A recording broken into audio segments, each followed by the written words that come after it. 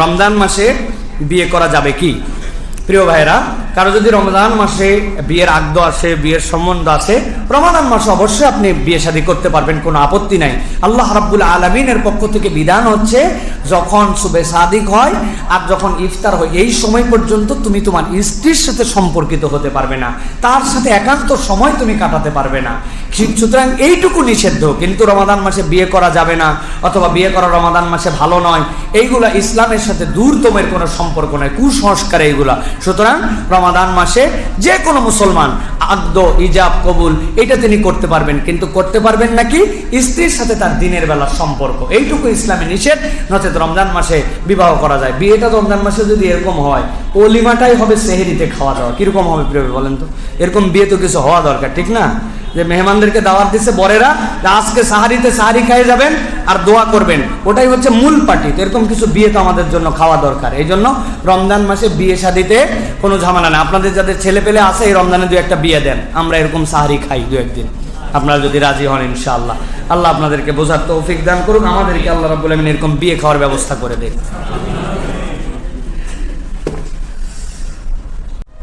এসিতে থাকলে রোজা কি হালকা হবে কিনা? প্রিয় ভাইয়েরা, এসিতে থাকলে আমাদের জন্য রোজার কোনো সমস্যা নাই, আমরা এসিতে থাকতে পারি, এসিতে অবস্থান করতে পারি, বরং রোজার কষ্ট লাঘবের জন্য এসিতে থাকলে আমাদের জন্য কোনো গুনাহ নাই। ডাইরেক্ট বলা যাবে না, কিন্তু কিছুটা বোঝা যায় যে সুন্নার আমলের কাছাকাছি। সাহাবী বলতেছেন, নবী করিম সাল্লাল্লাহু আলাইহি সাল্লামকে আমি গরমের কষ্ট নিবারণের জন্য মাথায় পানি দিতে দেখছি। তার মানে গোসলের বাইরেও অতিরিক্তভাবে নবীজি মাথায় পানি দিয়ে কষ্ট কমাতেন গরমের। তো আপনি এসির মধ্যে কি জন্য আছেন? গরমের কষ্ট কমানোর জন্য। তাহলে নবীর জন্য ডাইরেক্ট বললে তো সুন্নত বলতে পারবো না, কিন্তু এসিতে থাকলে কোনো সমস্যা নাই। আপনি চাইলে বারবার গোসল করতে পারেন, আপনি চাইলে মাথায় পানি দিতে পারেন, আপনার জন্য কোনো সমস্যা নেই, আপনি এটা করতে পারেন।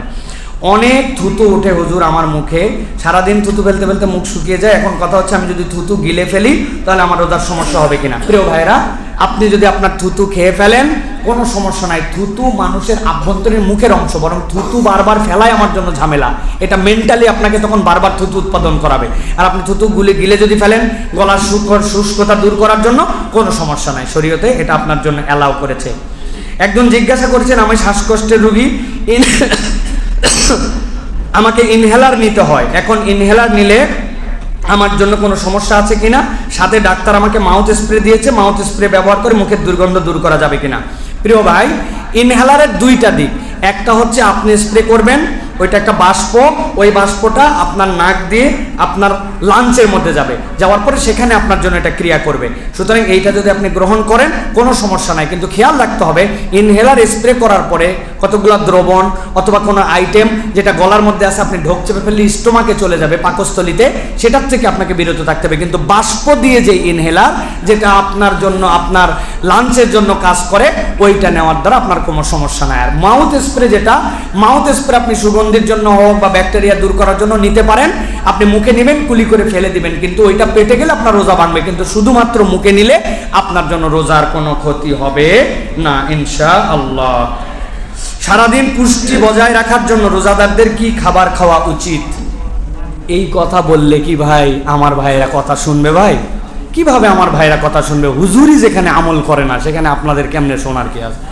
আমার পেঁয়াজও না হলে, তারপরে হচ্ছে ছোলা না হলে আমাদের ইফতারি জমে না, অথচ এইগুলি সবগুলি আমাদের জন্য সর্বসময়ে স্বাস্থ্যকর খাবার নয়। ছোলা স্বাস্থ্যকর খাবার, কিন্তু আমরা যে পরিমাণ মশলা দিয়া ওইটারে ধুলিস্বাৎ করে ফেলছি, এই জন্য এটা স্বাস্থ্যকর নয়।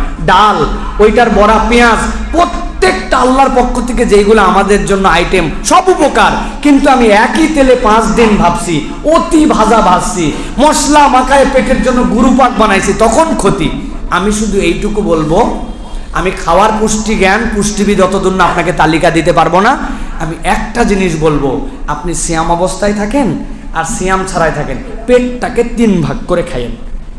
জন্মের খাওয়া এই পর্যন্ত উঠায়া আপনি খাইয়েন না।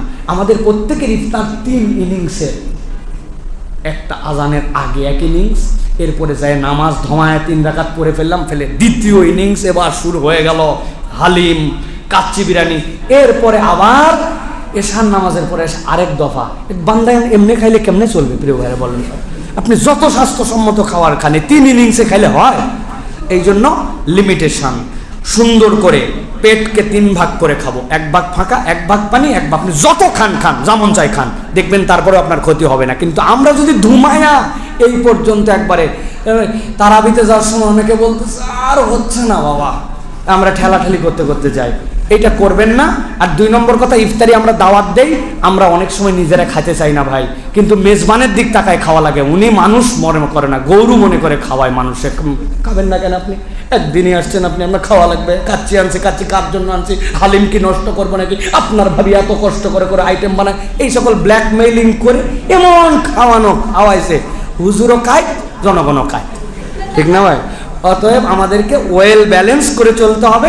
আল্লাহ আমাদেরকে বোঝার তৌফিক দান করুন।